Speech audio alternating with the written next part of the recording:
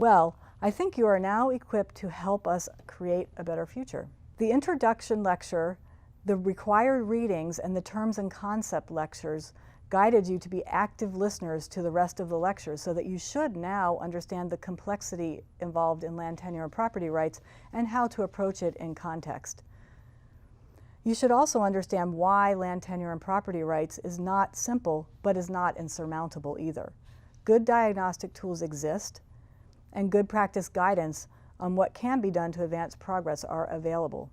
It is considered good practice to look for ways to provide secure tenure for all and to have efficient and just governmental processes that protect all types of tenure. The course has armed you with an understanding sufficient for you to be purposeful in approaching land tenure and property rights, so that at a minimum, interventions in other development domains do no harm, and at best, land tenure and property rights measures can be included in our development agenda more robustly than previously. You can become a force for accountability to good governance of one of man's most important resources, land. Let's review some key points from the course about how you can help improve land tenure and property rights. This diagram says a lot, and it was also included in the introduction. It reminds us that to achieve good land governance requires progress on many fronts, and that there are many tools to help get there. Policy and legal reform are needed to harmonize different systems of tenure and to ensure that rules are clearly defined and enforceable.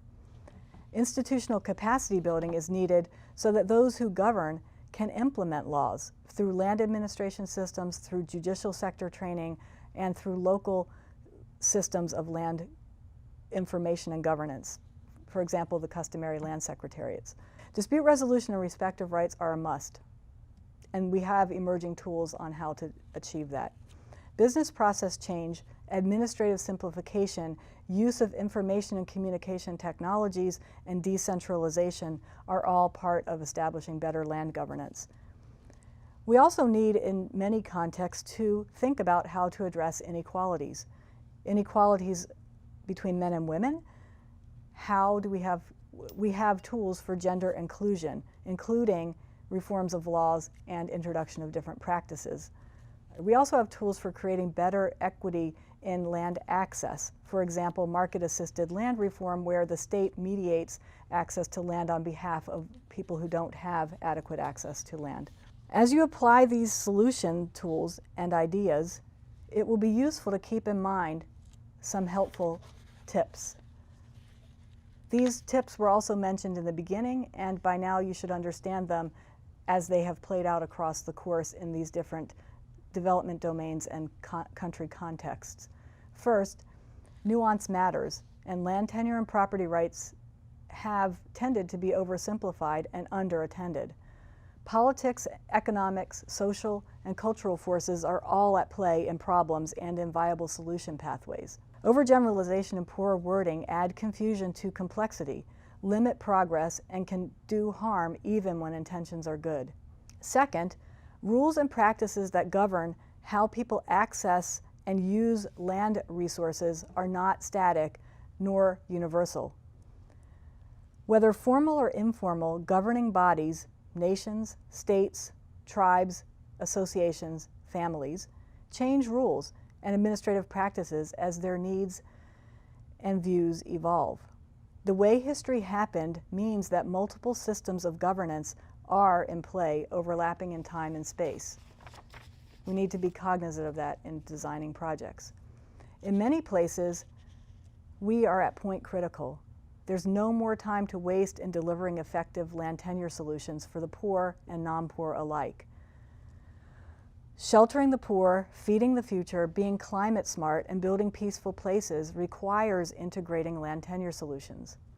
Solutions have to work for the particulars of the place and for all actors with an interest in land resources. Sometimes existing systems of tenure function well enough. Sometimes our interventions can incite more tension and conflict.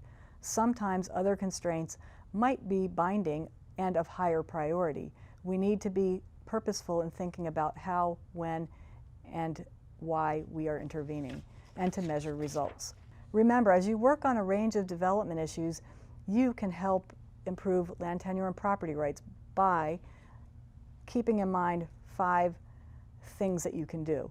First, be sure to understand how tenure systems in the country and in the specific implementation sites will impact positively or negatively your project. Second, recognize that women and other vulnerable groups often have different land tenure and property rights obligations than do men and elites. For example, support for agricultural extension services might not reach women if farmers are simply defined as those who own land in a context where gender inequality exists. Understand that land tenure and property rights powerfully affects actors. Work to create positive incentives by securing and strengthening land tenure and property rights for sustainable and inclusive results. For example, don't assume that farmers will make productivity-enhancing investments when their tenure is not secure.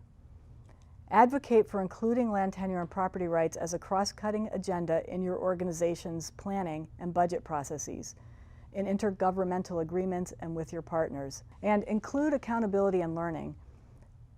We have a lot of tools already developed, we have good practice guidelines, but there is still an agenda of learning, and we need to make sure that projects are accountable for results. Again, thanks for your attention and concern to land tenure and property rights.